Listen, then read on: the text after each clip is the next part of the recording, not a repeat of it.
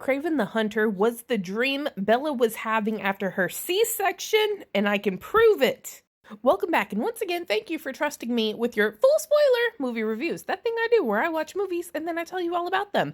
As always, I am unpaid and unsponsored. And spoilers, all the spoilers. If you don't want spoilers, you can go ahead and scroll. I won't be offended. Spoilers. Okay, here we go.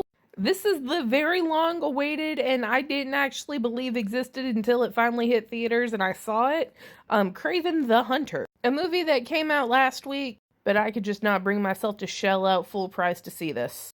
So we waited till $5 Movie Tuesday, and then I added an extra $5 so that I could have the vibrating seat with the butt warmers, which in the end ends up being like full price. I'm getting more bang for my buck. Also, Dad bod Russell Crowe's in here, and I need my seat to be a little warm. Anyway, so what's this about? We start off at the Gulag in Siberia, like a lot of superhero movies have. But this one had the decency to get it out of the way quickly. Anyway, so he does kind of a fight in the yard, and then he gets brought to this, like, mafia boss that's inside of the prison or whatever. He kills the mafia boss, and then he gets away. Like, he's scaling up walls, and he's taking people out, and avoiding, like, every gunshot ever. And he boards this plane that was hiding somewhere in the snow that's piloted by one of only 2 women in the entire movie. And then he takes off his shirt, and I don't know why. And then flies back to Eastern Russia.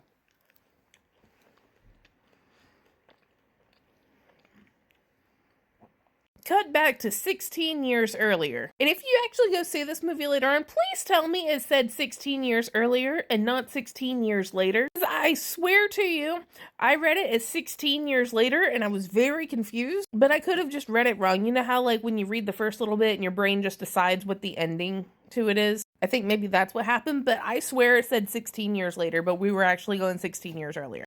Anyway, so Kraven's real name is Sergio, and he has a brother Dimitri, and they go to school in upstate New York. Well, their dad, who is hot dad bod Russell Crowe with a Russian accent, he's like, your mother's dead.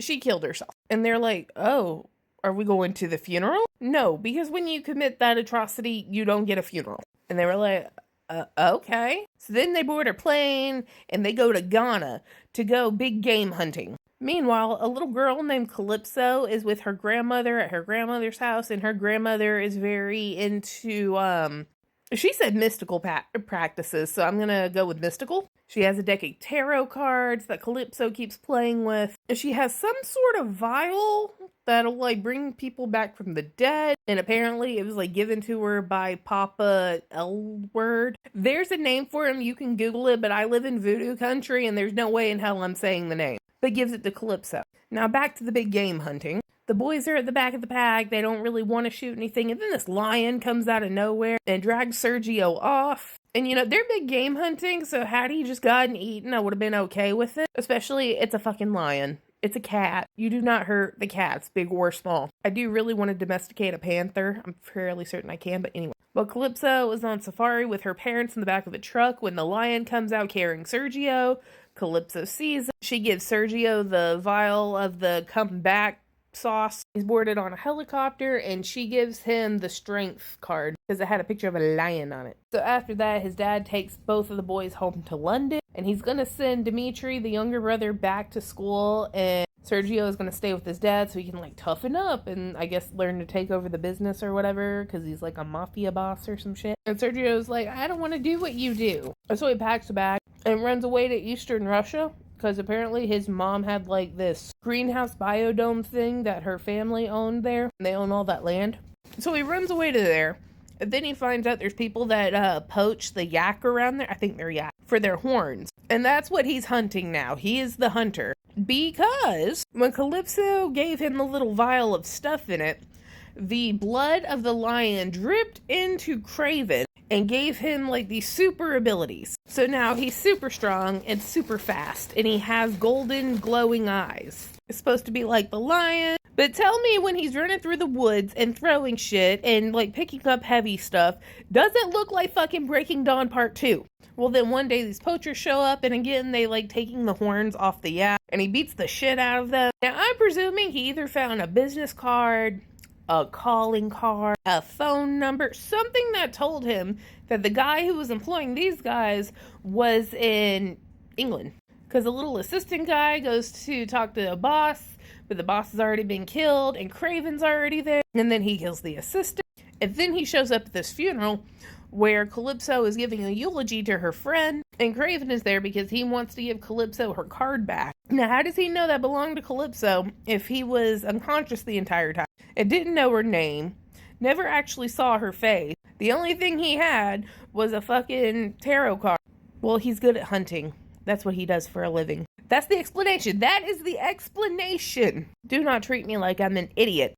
Meanwhile, so the former assistant, whatever you want to call it, of Sergei's dad has decided he wants the power that Russell Crowe has. So he's trying to employ this other mafia head or what. He's like, you're going to work for the Rhino. And the guys are like, who the fuck's the Rhino? So the little assistant guy looks like a little Mormon missionary. Maybe like the preacher from Letterkenny. And he has this cath port or something in his side and a little backpack that he connects to it. Well, when he disconnects, he starts looking like the charcoal more in the bottom of the grill. And apparently he's a rhino. And so that's a thing. And so they take the guy who's actually going to work with him and they have him set up a meeting or a fake meeting with Russell Crowe. And then he's like, the Rhino sends his regard. They were going to shoot Russell Crowe, but they missed. And the other mafia boss guy gets killed. Meanwhile, Dimitri is hiding under the piano because they're at his piano. And Russell Crowe's all like, you big baby. Well, the next day, Kraven shows up, and instead of using, the stairs or the elevator or whatever, he feels the need to climb up the side of the building to get to Dimitri's apartment. Because it's Dimitri's birthday, and they celebrate every year. Well, Dimitri's all like, let's go out. We need to look good. So he gives Sergei this hot-ass looking Armani suit kind of thing. Because it was a big deal that they look nice. But then Sergei's wearing this ugly-ass turtleneck. They come home drunk. Sergei puts Dimitri to bed. He can't sleep indoors because, animal. So he goes and sleeps outside. He comes inside the next day. Some guy decided not to hold the elevator for him. So he throws a knife in front of God and all the hired help to leave the elevator door open. But then he gets to the apartment.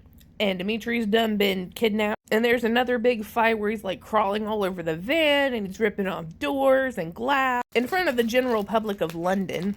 Meanwhile, he's done been profiled by this guy who I think is Quicksilver from X-Men. I don't even think they gave us a name, but he's super fast and he's been following them all around. And somehow he knows that he goes by Kraven, which is really confusing because the media calls him the Hunter. And he tells Calypso in the movie that the only people who know he's Kraven are dead. So how the fuck did anybody find out? But anyways, he goes to Calypso and Calypso finds out that Dimitri is being held in some kind of monastery in the middle of Turkey. But Kraven goes to Turkey. And in the monastery, it's full of computer servers, but we don't know why. They're not actually important. They are never brought up, not one singular time. Are they causing some sort of computer terrorism? I don't know. Are they crypto mining? I don't fucking know. But then we find out that our little preacher guy, who's the Rhino, wears his little Cathport backpack, and it's full of medicine because apparently when he was younger in New York, he was very sick. Well, this doctor said that he could make him stronger and more powerful and all this other shit.